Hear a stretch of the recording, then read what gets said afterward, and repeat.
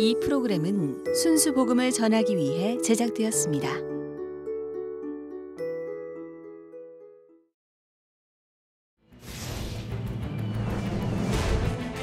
세계 식품 시장의 17%를 차지하는 할랄 식품. 할랄 식품은 무엇이며 기독교계는 왜 우려하는가? 우리 사회에 뿌리내린 할랄 문화를 이슬람 문화 전문가들과 분석해본다. 장훈태 교수, 유혜석 선교사, 소윤정 교수, 이들이 모여 할랄 식품에 대해 논해본다.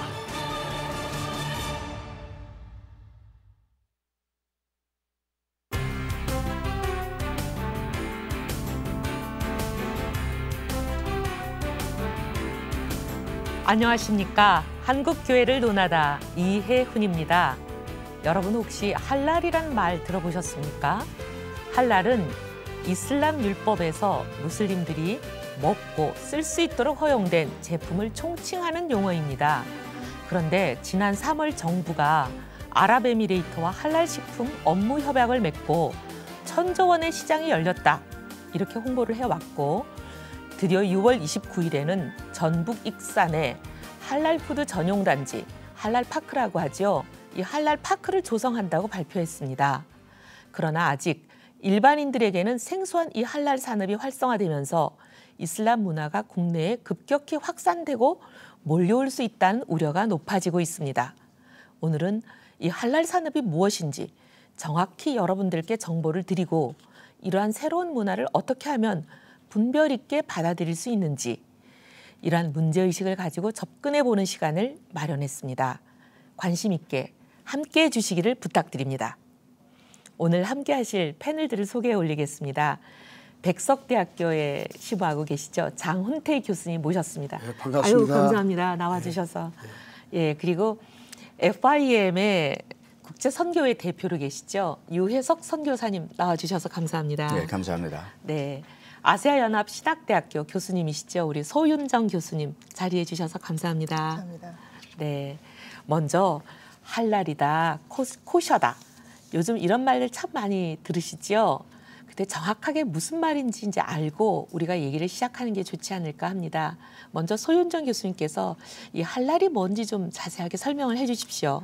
네, 우리가 할랄 그러면은 굉장히 기독교인들이 낯설어 하시는데요. 사실 레위기 11장 1절부터 시작되는 그 음식에 대해서 규율이 나오고 있고요. 또 이것은 구약의 그 레위기뿐만이 아니라 유대교의 탈무드에도 나오고 있는 그런 그 음식에 대한 부분입니다. 근데 음식뿐만이 아니라 할랄을 우리가 이해하기 전에 이 이슬람에서는 인정하고 있지 않지만 그 뿌리를 우리가 많은 도서를 통해서 볼 때 할랄은 이스라엘의 코셔에서 기원되었다 이렇게 볼 수가 있습니다. 그래서 할랄 그러면 음식뿐만이 아니라 알라가 허락한 이러한 뜻으로 이슬람의 종교적 허용 기준을 이야기하고요. 할랄의 반대가 하람인데 하람과 할랄은 이슬람 교리의 근간이며 또 샤리아의 가장 기본이 되는 법원이 될 수가 있습니다. 그래서 먼저 우리가 이제 가장 이슈가 되고 있는 게 우리가 할랄 푸드이기 때문에 할랄 푸드에 대한 개념을 보면요. 첫 번째로 샤리아법에 이제 명시된 대로 방식에 따라서 도축된 가축의 고기, 자비아라고 하는데 그 밖에 신이 허락한 먹을거리로만 이루어진 무슬림들의 식품, 이것을 우리는 할랄 푸드라고 이야기를 합니다. 최근 들어서는 이제 할랄 시장이 개방되면서 발전되면서 음식뿐만이 아니라 여성들이 쓰는 화장품에도 할랄을 적용하는 것들을 볼 수가 있습니다. 우리는 일단은 코셔가 이 할랄의 근원이 되기 때문에 코셔와의 상관관계, 코셔와 할랄이 무엇이 다른지 좀 살펴봤으면 좋겠습니다. 그래서 먼저 우리 CG를 통해서 잠깐 보시면요. 코셔 푸드와 할랄 푸드의 공통점은 둘 다 종교적 배경을 지니고 있고 또 도축 방법과 금지되거나 허용된 먹을거리의 종류 등 상당 부분 일치를 하고 있지만 우리가 마빈 해리스의 명저 음식 문화의 수수께끼라는 책이 있는데요. 이 책에 보면은 그 코셔 푸드와 할랄 푸드의 차이점에 대해서 정리를 잘 하고 있습니다. 먼저 코셔 푸드는요. 술을 허용하고 있는 반면에 할랄 푸드는 공식적으로 술을 금지하고 있습니다. 또 코셔푸드는 토끼와 낙타 고기가 금지된 반면에 할랄푸드는 허용이 되어지고 있습니다. 또 어패류와 갑각류의 경우에는 코셔푸드는 금지가 되고 있는 반면에 할랄푸드는 대부분 허용되고 있고요. 또 순리파 중에 하나피학파는 금지하고 있는 것을 볼 수가 있습니다. 또 육류와 유제품을 동시 섭취하는 부분에 대해서 코셔푸드는 금지하고 있고 할랄푸드는 허용되고 있습니다. 그런데 여기서 술의 부분에 있어서요. 우리가 할랄푸드를 이해하는 데 있어서 먼저 그 할랄이라는 것은 하람이 아닌 것은 할랄인데요. 각 나라마다 법을 제정하고 있는 실정법을 제정하고 있는 무프티가 있습니다. 근데 그 무프티들이 그 나라 실정법을 규정할 때 어떻게 적용하느냐에 따라서 할랄이 되기도 하고 되지 않기도 하죠. 예를 들면 터키나 아랍에미레이트 같은 경우에는 이슬람 국가임에도 불구하고 공공장소에서 술을 판매하고 있습니다. 분명히 할랄푸드에서는 술이 금지되어 있다고 되어 있는데 이런 현상이 발생되고 있는 것은 각 나라마다 그 기준이 모호하고 다르기 때문이라고 볼 수가 있습니다. 그다음에 우리가 할랄의 그 꾸란의 근거로는 꾸란 2장 172절을 들 수 있는데 오 믿는 자들이여 우리가 너희에게 부여한 양식 중에 깨끗한 것들만을 먹으라. 실로 너희가 그분만을 경배한다면 알라께 감사하라. 그래서 깨끗한 것이 무엇이냐. 그건 알라가 금지하지 않은 것은 할랄이다. 그런데 이슬람 법에 보면요. 알라가 금지하는 것이 있고 허용한 것이 있고 또 이것은 자의적으로 선택할 수 있는 여러 가지 이슬람 법상의 그 분야가 나뉘어져 있죠. 그렇기 때문에 식품 하람과 또 이제 할랄 그 식품의 그 기준이 사실은 좀 모호하다. 또 그때그때 그 나라 실정법에 따라서 다르다 이렇게 볼 수가 있습니다. 그래서 우리가 같이 그 CG 두 번째 식품 하람과 할랄 식품의 그 표를 보시면요. 먼저 이제 하람 식품으로 금지된 것은요. 알코올성 음료 또 모든 종류의 술이 금지되어 있다고 나와 있고요. 또 돼지고기와 그 부산물, 또 피와 그 부산물, 육식동물의 고기, 죽은 동물의 고기, 자비아를 지키지 않고 도살된 가축의 고기, 자비아에 대해서는 나중에 조금 설명을 하겠습니다. 또 파충류와 곤충류 이런 것들이 식품 하람으로 되어 있고요.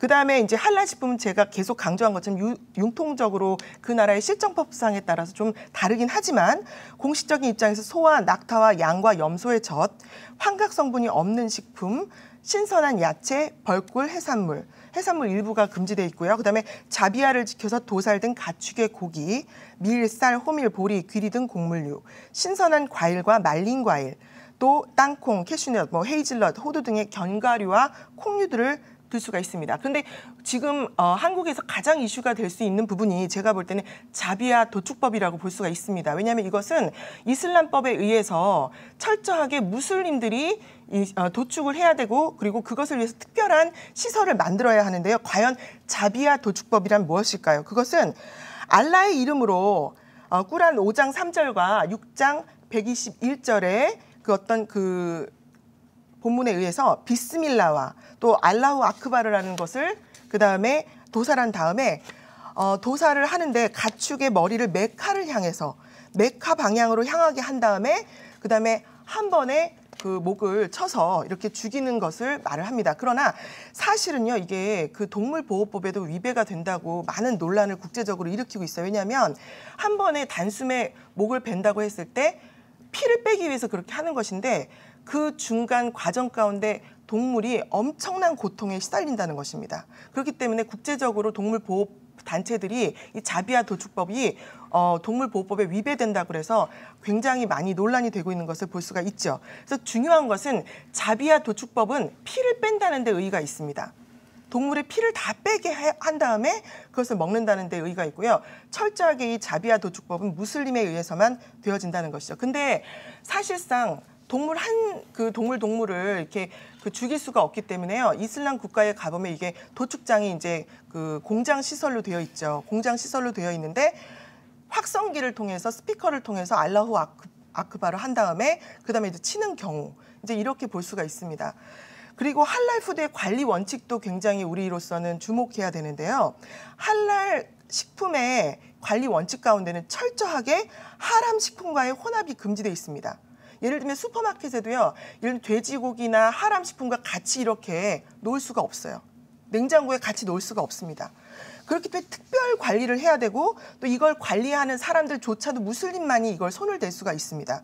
그렇기 때문에 철저하게 무슬림 고용 의무가 있고 우리가 할랄 푸드를 개방화하고 실용화하기 위해서는 전적인 공정 과정에 있어서 무슬림들이 이것을 해야 된다는 데 의의가 있습니다. 그렇기 때문에 무슬림 고용 의무가 확대가 되어지면서 수많은 무슬림들이 우리나라에 유입이 될 수 있고 또는 우리나라 입장에서는 이 할랄 푸드 시장이 개방되면서 할랄에 가담해서 이렇게 있는 사람들이 모두가 다 무슬림으로 개종을 해야 되는 불가피한 상황이 되어질 수가 있다고 볼 수가 있습니다. 소윤정 교수님 말씀 듣고 보니까 이제 뭐 피, 돼지고기 그리고 알코올이 들어간 모든 것들 이게 이제 금지된다 이렇게만 단순히 알고 있던 게 상당히 기준이 종파마다 다르고 지역마다 다르고 나라마다 다를 수 있어서 이게 뭐 어느 기준을 따랐다가는 다른 곳에 팔기 어려워지는 이런 일들이 생기겠네요. 그렇죠. 그리고 무조건 이제 생산 과정이 도축서부터 조리, 가공, 유통 뭐 모든 전 과정에 무슬림 손으로만 돼야 되고 소위 이제 거룩하지 않다고 하는 하람과 접촉이 되는 순간 거룩하지 않은 것이 돼버려서 할랄이 하람으로 바뀌는 아주 복잡한 일이 생기겠네요. 그렇죠. 예, 그렇다면 이제 국내 할랄 산업 현황이 어떤지 우리 좀 장훈태 교수님께서 설명을 해주시면 어떨까요? 네, 참 아주 중요한 질문이고 앞에서 소윤정 교수님이 할랄과 하람에 대해서 설명을 잘 해주셨습니다. 저는 이 질문에 대해서 한 2가지 정도 이렇게 답변을 드리는 것이 좋지 않을까 생각합니다. 하나는 최근 한국 경제 이슈가 할랄 산업인 것처럼 이렇게 많이 홍보되는데 좀 정부의 그런 우려가 좀 있습니다. 할랄 엑스포를 마친 다음에 각 기업과 지방 신문에 보니까 이 할랄 산업에 대한 뉴스가 전체를 많이 차지하고 있어요. 그동안 한국 경제가 할랄 산업이 아니면은 경제가 마비된 인상을 주는 그런 것 같은 느낌이 들어서 좀 상당히 그 우려가 되고 국민의 한 사람으로서 참 걱정스러운 부분도 있습니다. 왜 그렇게 할랄 산업에 대해서 관심이 높을까 생각해 보니까 장기적인 경제 침체 또 사회적인 그 침체 이 분위기를 좀 어떻게 반전시켜 볼까 하는 그런 기대 효과가 있지 않았나 이런 생각이 들고요. 또 하나는 최근 한국 산업의 그 할랄 산업의 현황을 보면 급속도로 변화 발전하고 있는데 이미 할랄 인증을 받은 회사도 있지만 인증을 받으려는 회사가 더 많은 것 같습니다. 이런 부분을 보면서 우리가 조금 더 이런 부분에 문제점이 있다는 것을 기억하고 각성할 필요가 있지 않나 이렇게 생각합니다. 네.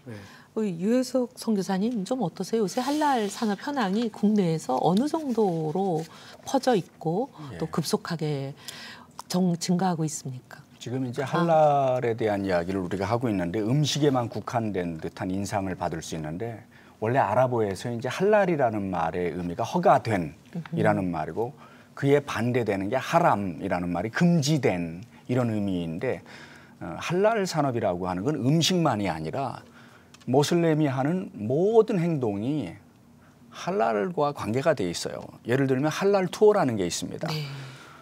지금 현재 한국에 들어오고 있는 외국인 관광객들 가운데 대부분이 지금 중국 분들이 차지하고 있다고 알고 있지 않습니까? 근데 사실은 이슬람 관광객들이 1억 8천만 명이나 돼요. 그런데 실제로 이제 한국에 작년에 들어온 모슬렘들의 숫자를 봤더니 75만 명이에요. 네. 그러니까 한국에 들어오고 있는 전체 관광객들의 5.6%밖에 되지 않는 거죠. 그러니까 더 많은 모슬렘들이 앞으로 한국에 관광을 올 가능성 그 잠재력이 얼마든지 있다고 보는 거예요. 네. 그런데 작년에 한국을 방문했던 75만 명의 이슬람 관광객들이 앙케이트 조사를 했더니 50.3%가 한국 관광에 불만을 표현했어요. 예를 들어서 화장실이라든가 또 음식이라든가 뭐 이런 것도 다 포함이 돼서 너무 이슬람적이지 않기 때문에 모슬렘들이 관광하는데 불편하다라고 하는 조사가 나왔어요. 따라서 정부에서는 더 많은 모슬렘 관광객들을 잡기 위해서 모슬렘들이 들어와서 관광을 많이 할 수 있는 그런 산업들을 활성화시키기 위해서 아마 이런 할랄 산업들을 공격적으로 추진하는 것 같습니다. 아유 참. 근데 이제 문제는 저희가 국내 내수 기반이 그렇게 많지 않은 상태에서 섣불리 투자만 많이 했다가는 그 투자를 만회하지도 못하고 투자금만 손실을 볼 수 있는 그런 가능성도 있을 텐데 참 걱정이네요. 우리 소윤정 교수님 어떻게 보세요? 국내 할랄 산업 현황은? 저희가 5천만 국민이라고 하고 있는데요. 사실 이슬람 중앙성회에서 발표하고 있고 뭐 이슬람 그 무슬림 수가 국내에 20만이라고 합니다. 그런데 예를 들면 인도네시아나 말레이시아 같은 경우에는요, 무슬림들이 인구 밀도가 있기 때문에 그 내수 시장이 있기 때문에 사실은 그게 가능한 일인데 우리는 20만 가지고 예를 들면 외국에서 뭐 투어하기 위해서 온다고 할 경우라 할지라도 그 시장에 투자를 했을 때 우리가 얼마만큼의 소득을 얻을 수 있는지 한번 생각해 볼 필요가 있는데 지금 국내에만 해도요 2014년 기준 할랄 인증 제품이 430여 개에 달한다고 합니다. 이건 어떻게 이제 진행이 된 것이냐면 국가가 할랄 시장을 개방하고 MOU를 맺고 하기 이전부터 사실은 그런 일들이 있었고요. 국내 두 양 그 큰 라면 회사들도 수해 전부터 이미 터키나 이런 곳에 할랄 기준에 부합하는 라면을 수출하고 있습니다. 그렇기 때문에 정부가 사실은 나서서 하지 않는다 할지라도요. 얼마든지 수입 수출이 이루어지고 이런 상황 속에서 구태여 할랄 시장을 개방하고 특수한 단지를 개발하고 이렇게 해야 될 과연 그런 필요가 있을까? 저는 국민의 한 사람으로서 그러니까 이슬람의 어떤 전공자뿐만이 아니라 가정주부로서 또 여러 가지 그 대한민국 국민으로서 이게 정말 현실적으로 우리에게 꼭 필요한 일인가 한번 생각해 봅니다. 전용 단지를 또 만든다면 예를 들면 이제 뭐 식품 중에서 이제 식물과 관련된 것은 그렇게 많이 안 까다롭다고 치고 동물이 좀 까다롭다고 하면 주로 먹는 이제 돼지고기는 부정한 것으로 빠지니까 소고기, 닭고기, 양고기 뭐 이렇다면 사실 소고기, 닭고기, 양고기는 우리가 자급자족하는 게 아니라 주로 수입해오는 거 아닌가요? 수입해오는 것을 가공해서 우리가 또 할랄 인증을 받아서 대판다면 경제적으로는 남는 실익이 거의 없을 텐데 이게 얼마나 우리한테 경제적으로 도움이 될까 그런 걱정도 되긴 하네요. 네, 아유 참 여러 가지 걱정되는 일이 하나 둘이 아닌 것 같습니다. 이제 그렇다면 이렇게 할랄 산업이 돼야 된다라고 이제 정부가 나서게 되는 그런 원인. 좀 전에 이제 우리 유혜석 선교사님께서 조금 짚어주시긴 했지만 그 원인에 대해서 좀 집중적으로 더 좀 토론을 해보면 어떨까 싶습니다. 유혜석 선교사님께서 조금 더 추가해서 말씀하실 게 있으실 것 같아요. 그럼요. 네. 지금 현재 전 세계의 관광 산업이 1조 달러란 말입니다. 네. 그 가운데 이제 할랄 투어가 약 1,380조 정도가 돼요. 네. 그러니까 이제 모슬렘들이 어디를 가게 되면 이슬람 방식의 모든 걸 하고 싶어 하는 거죠. 네. 예를 들어서 할랄 호텔이라는 게 있어요. 네. 할랄 호텔은 어떤 거냐면은 각 방마다 꼬란이 비치되어 있고 그다음에 수영장이 남자와 여자가 구별되어 있고 두 개가 있어야 되는 거예요? 그러면요. 수영장이? 예, 할랄 호텔이 따로 있습니다. 어디에 가나.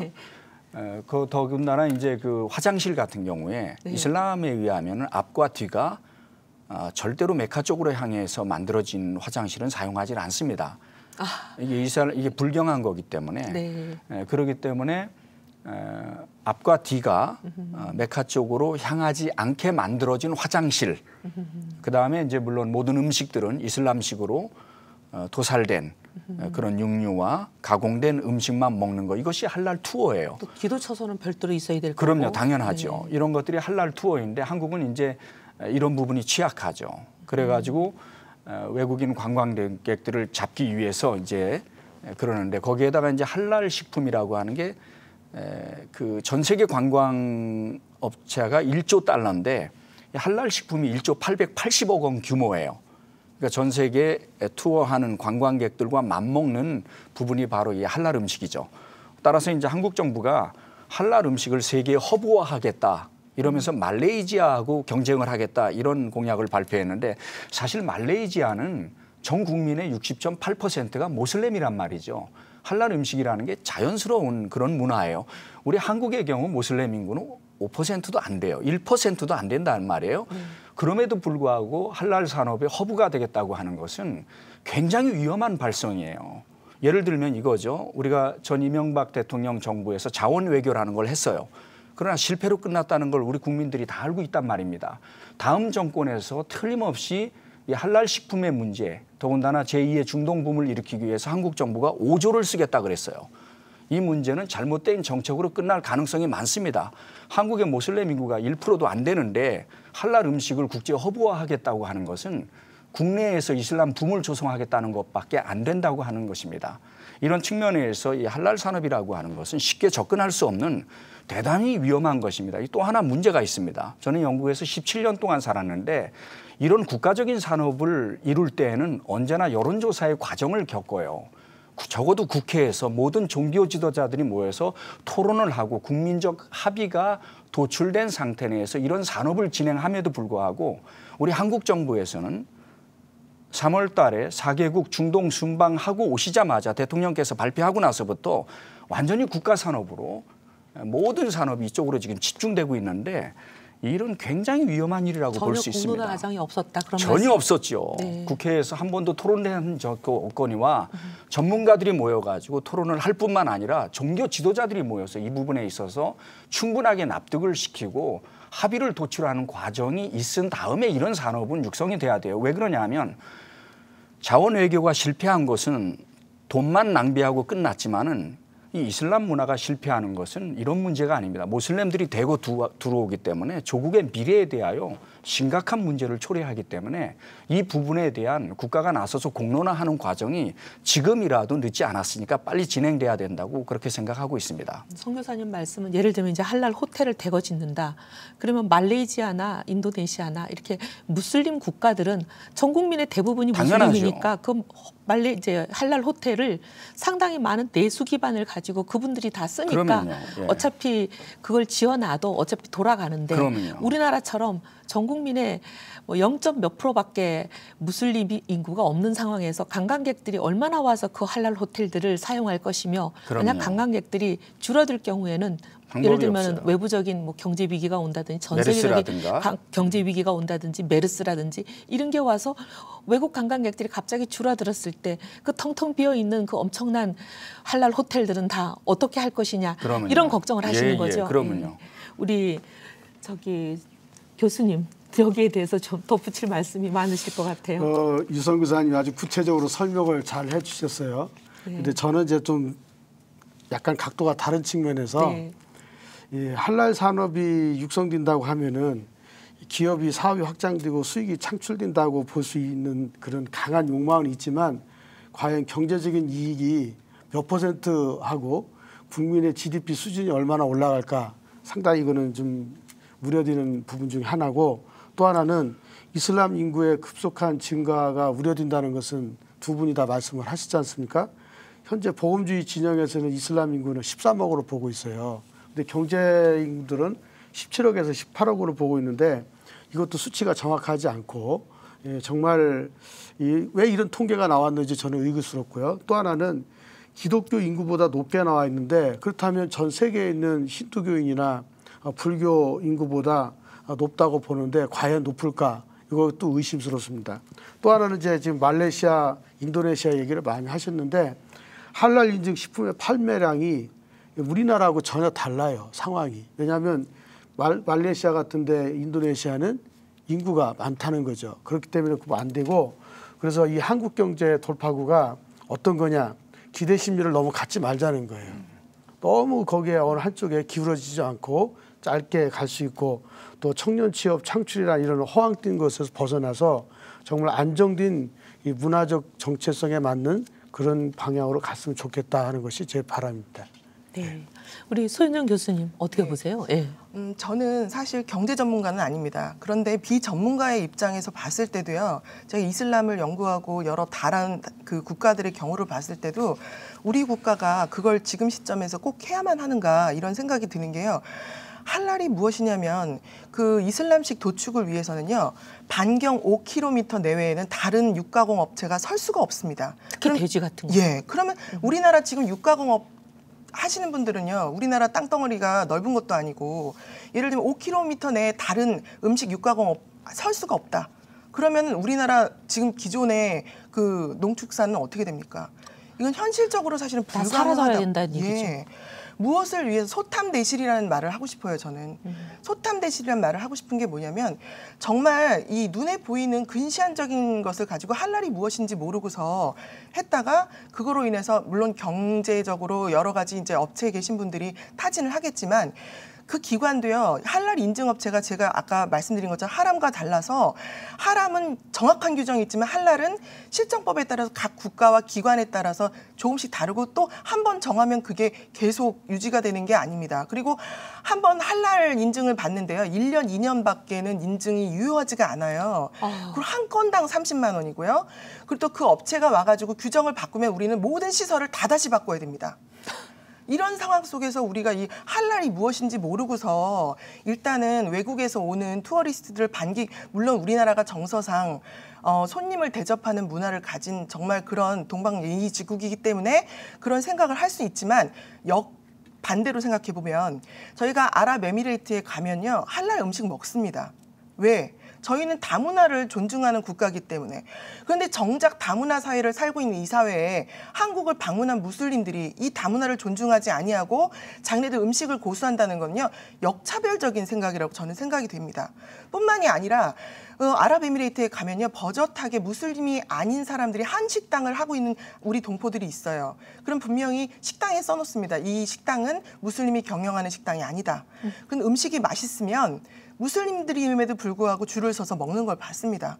자기네 나라에서 먹으면서 그렇죠. 굳이 여행 와서 할랄을 먹어야만 된다고 고집하는 거는 이거는 또 다른 이유가 있겠죠. 예, 그렇죠. 저는 그래서 이것이 다문화적인 차원으로 봤을 때도 반사회적인 성향이고 한국 사회가 오히려 이것을 통해서 경제적으로도 어려워지고 사회적으로도 도태되는 이런 상황 속에 저는 처하기를 원치 않고요.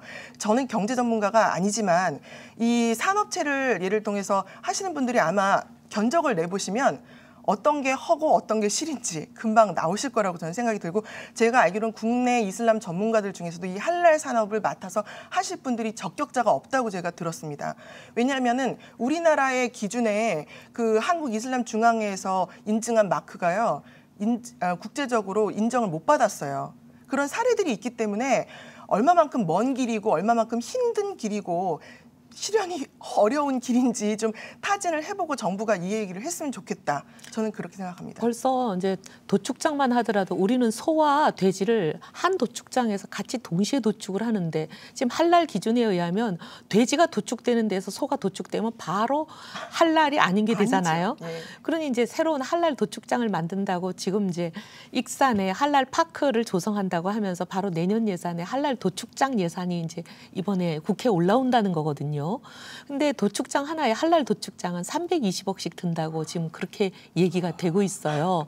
이렇게 어마어마한 예산을 국가 예산을 들여서 할랄 도축장들을 만들어 놓고 여기서 생산된 이제 할랄 제품이 예를 들면 자킴이든지 이판카든지 그런 기준에 따라서 생산을 했는데 갑자기 기준을 바꿔버린다든지 아니면 말레이시아의 어떤 종파의 기준에 따라서 만들었는데 다른 지역의 다른 종파에서는 이거는 우리 기준이 아니다 하고 제품을 거부해버리면 그렇죠. 우리의 이 엄청난 투자는 다 손실이 돼버리고 네.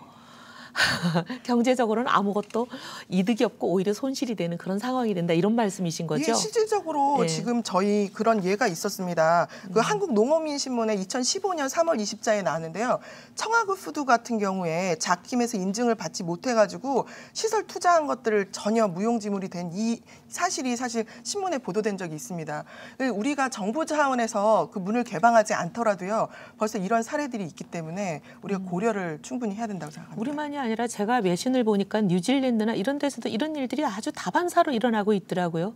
근데 이렇게 투자한 거에 대해서 갑자기 그들이 인정을 바꾸거나 아니면 실사단이 와서 그 일하는 사람 중에 무슬림이 아닌 사람을 발견하고 무슬림이 아닌 사람이 손이 닿았기 때문에 이건 할랄이 아니고 부정한 것이다 라고 해서 그냥 인증을 취소해버리거나 하면 그 투자한 손실을 투자한 걸 다 손실이 돼버려도 뭐 억울해도 할 수 없는 이런 경우가 굉장히 외신에 많이 보도되고 있는 걸 봤습니다. 참 우리가 걱정이네요. 네, 다음 주제로 또 넘어가는 수밖에 없을 것 같습니다. 이제 이 할랄 산업을 이제 어떻게 봐야 하나 좀 많이 얘기를 하고 있긴 하지만 가장 현실적인 문제가 아닌가 싶습니다.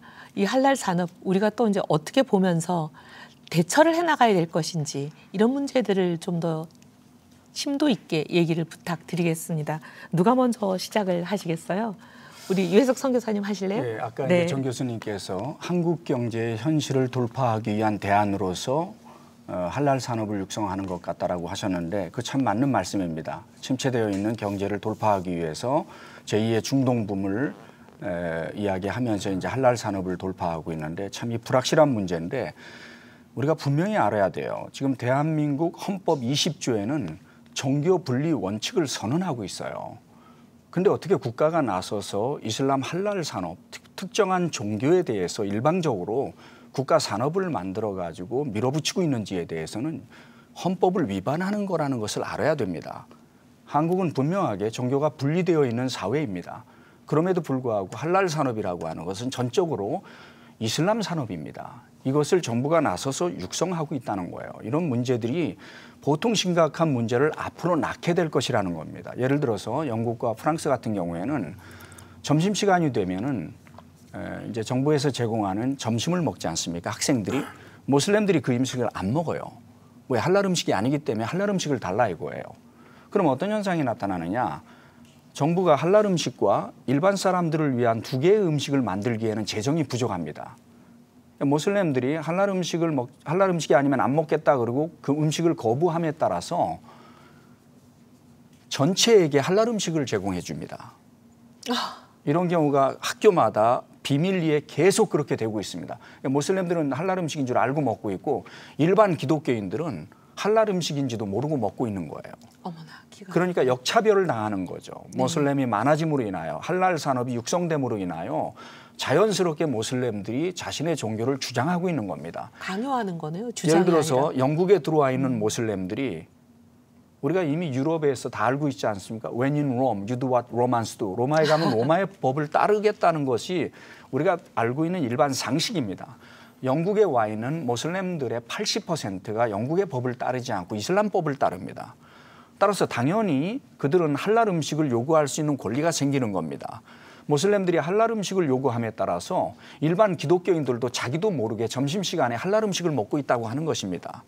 이런 부분에 대한 종교 지도자들 간의 합의가 우선이 돼야 되는데 이런 부분은 굉장히 위험한 부분이고 일단 대한민국 헌법 20조에 위반되는 일인 것을 우리가 정확하게 알고 시작을 해야 됩니다. 다른 종교들과 달리 이제 이슬람은 이슬람 율법 샤리아를 어떤 나라에 가든 그 나라의 자국법보다 우선한다라는 것을 갖고 있기 때문에 원칙이죠. 우리가 다른 종교인들을 향해서 개방할 때와 이 무슬림들을 향해서 개방할 때 우리가 이것을 분명히 알고 대처해야 된다 이런 말씀이신 그러면요. 거죠. 예. 네.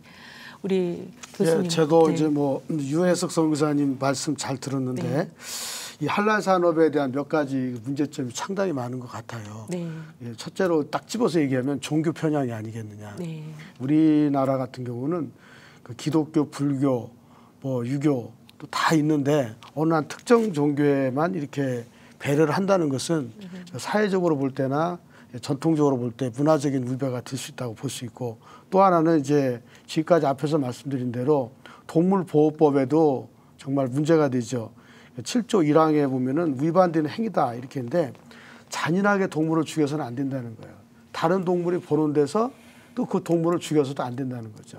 이런 차원에서 보면 자연스럽게 한국은 이슬람 율법을 적용받고 있는 나라가 된다는데 문제가 있습니다. 왜냐하면 다원화되고 다종교된 사회에서 어떤 특정 종교의 법을 지배받는다는 것은 그들의 신앙을 존중해 준다는 그런 결과를 가져올 수 있고 또 하나는 이제 이슬람 할랄 산업을 활성화시킴으로 인해서 그들이 갖고 있는 판매 수수료 약 2.5%의 수수료를 그 이슬람 중앙에 내야 됩니다. 이것이 이제 자카트로 내게 되는데 그렇게 되면 그런 자금들이 과연 어디로 흘러갈 거냐 이것도 참 우려가 되고 또 하나 이슬람 신자 3만 5천 명밖에 되지 않는데 그 사람들의 실업률이 높은 사람들이 대거 이동을 해서 좀 그 어떤 청년들이 그쪽으로 개종할 수 있는 우려가 높아질 수가 있고 또 하나는 이제 우리나라 축산업이 도산 위기에 이제 처할 수 있습니다. 지금까지 계속 논란이 되어 있고 이야기가 됐지만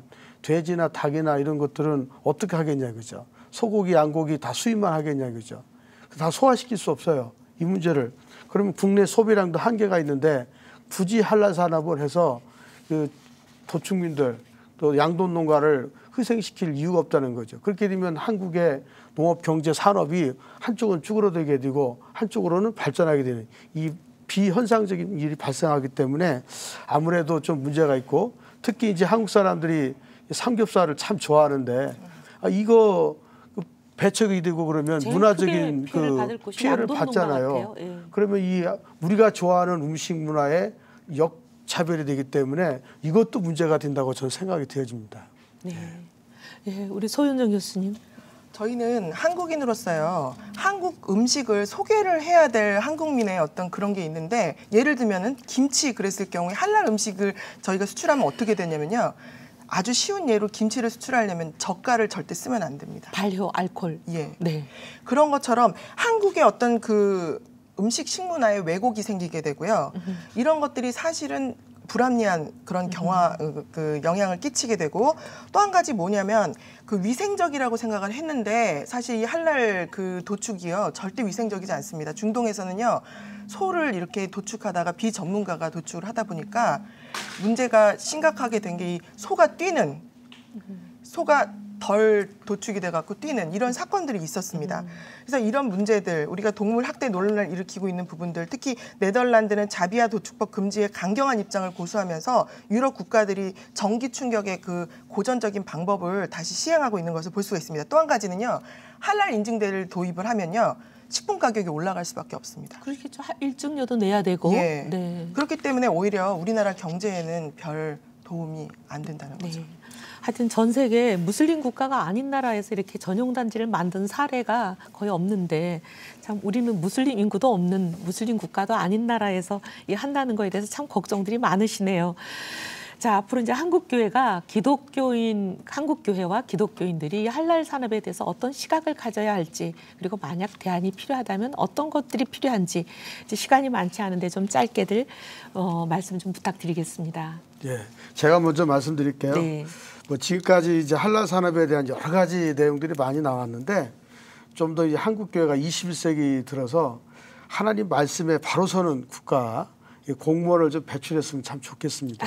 네. 좀 의식이 있는 기독교인들 좀 밥을 해서 사법, 행정, 예무고시, 공무원 이런 데 교회가 좀 장학금을 좀 주어서 양성을 해서 이 전문가를 양성할 필요가 있다고 생각하고, 또 하나는 권역별 전문가 양성인데요.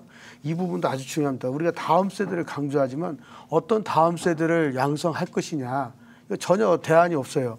여기에 대해서 헌법에 능통한 법률 전문가, 또 아랍어에 능통한 중동 전문가, 아프리카 전문가, 이런 사람들 양성해서 하나님의 사역을 좀 잘 할 수 있는 사람들이 도처에서 이 문화적인 영향을 좀 일으킬 수 있으면 참 좋겠고, 그다음에 또 선교에는 항상 틈새가 있기 마련입니다. 이 틈새를 잘 공격해서 복음을 전할 수 있는 교회, 또 건강한 교회를 좀 계속적으로 만들어 가야 되겠다, 이런 생각이 드는데, 그러면서 저 하나 더 추가하고 싶은 것은, 우리 한국 교회가 지금까지 발전해 온 것은 주기철 목사님이나 손양원 목사님이나 또 김치선 목사님이나 이런 분들이 기도 많이 하고 강단에서 떠나질 않았어요.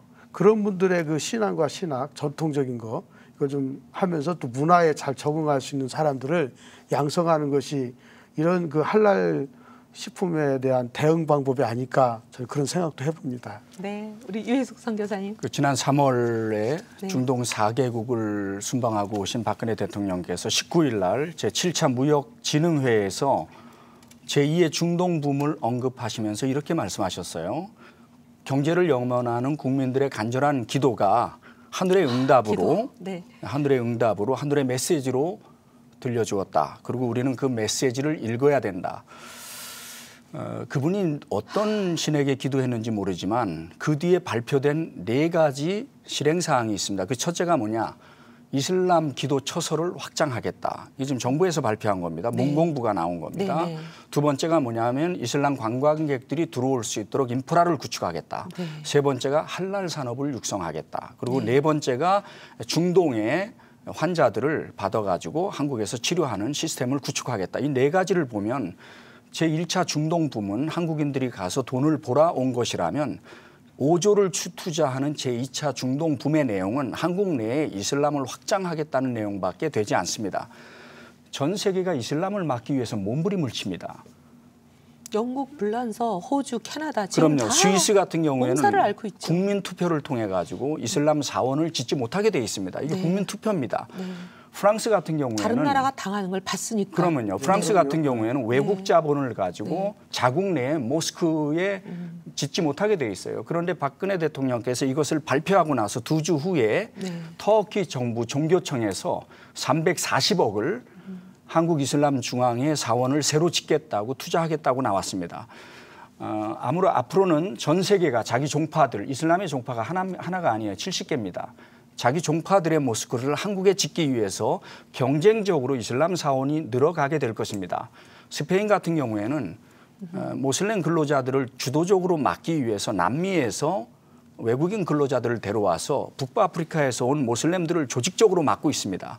싱가포르 같은 경우에는 싱가포르 국적의 여자가 외국인과 결혼하게 되면 반드시 정부의 허락을 받아야 됩니다. 왜 그러냐 하면 이슬람의 성장이 결혼에 의해서 진행되기 때문에 조직적으로 막습니다. 예를 들어서 싱가포르 국적의 여자가 외국인과 자녀를 낳았을 때는 정부의 허락 없이 한 결혼일 경우에 국적을 주지 않습니다. 이게 법입니다. 전 세계가 이슬람을 막고 있는 이때에 지금 한국은 정부가 나서서 이슬람 문화를 조성하겠다는 겁니다. 그것도 돈까지 엄청나게 몇 조씩 투자해서. 그러면요. 유럽의 경우에 다문화 사회가 실패했다는 것을 이미 다 발표했지 않습니까? 그 4가지 이유입니다. 첫째가 이슬람 테러리즘, 또 모슬렘에 의한 성폭력, 3번째가 폭력적인 범죄, 4번째가 마약입니다. 이 4가지 때문에 다문화가 실패했다는 것은 이미 다 유럽에서 연구돼서 나온 것을 우리는 지금 유럽을 보면서도 반면 교사로 삼지 않고 오히려 이슬람 산업을 육성한다는 것은 대단히 위험한 발상이라고 할 수 있습니다. 오늘의 영국의 모습은 한국의 내일의 모습이 될 수밖에 없습니다. 지금 이슬람으로 인하여 영국이 얼마나 많은 몸살을 앓고 있는지를 우리가 이해한다고 하면 이슬람 산업이라는 것을 쉽게 언급한다는 것은 대단히 위험한 발상이라고 볼 수 있습니다. 또 한 가지 제가 이제 통계 자료를 좀 가지고 왔는데요. 한국의 이슬람이 성장하고 있는 그런 내용을 볼 수가 있습니다. 1970년에 한국인 이슬람이 3,700명이었어요. 그런데 1976년에 15,000명으로 성장합니다. 이렇게 성장하게 된 배경이 있습니다. 그 배경이 뭐냐 하면 1970년에 1차 석유 파동이 일어나자 박정희 대통령께서 한남동에 이슬람 사원을 지으라고 무료로 땅을 내주었습니다. 그러고 나서 한국의 젊은이들이 이슬람 사원으로 몰려갔다는 사실을 볼 수 있습니다. 지금 이러한 양식을 살펴볼 때 한국은 이슬람으로부터 대단히 취약해 있다는 것을 알 수 있고요. 특별히 제가 몇 권의 책을 가져왔는데 이 책은 15살의 김모군이라고 평택에 있는 학생이 저를 만나서 전해준 겁니다.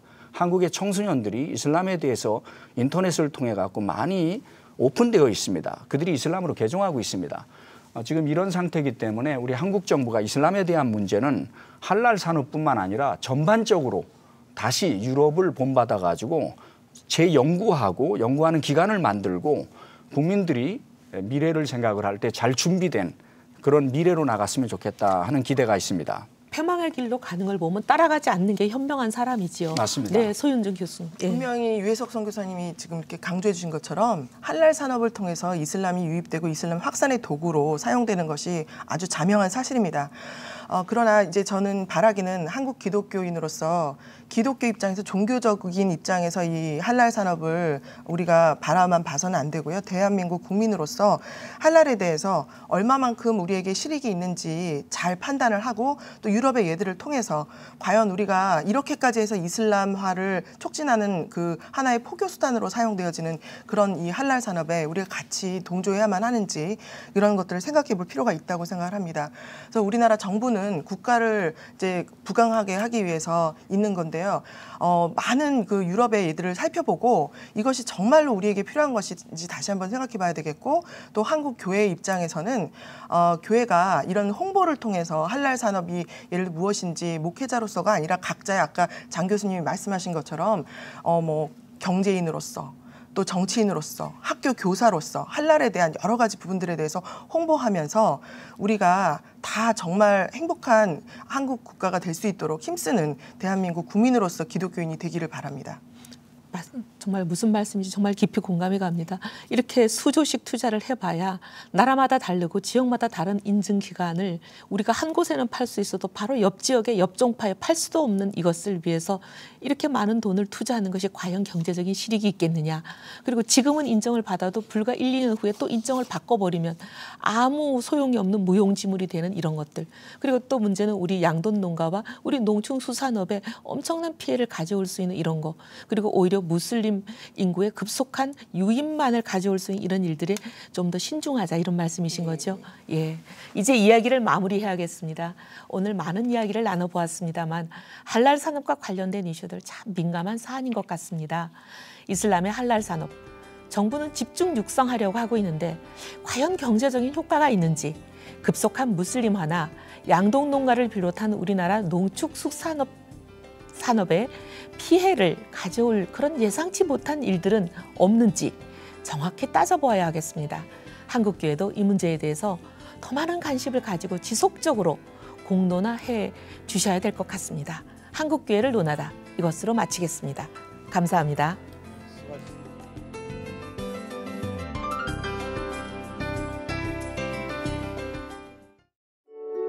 이 방송을 보시고 영상선교에 참여하실 분은 ARS 060-800-1111번을 눌러주세요.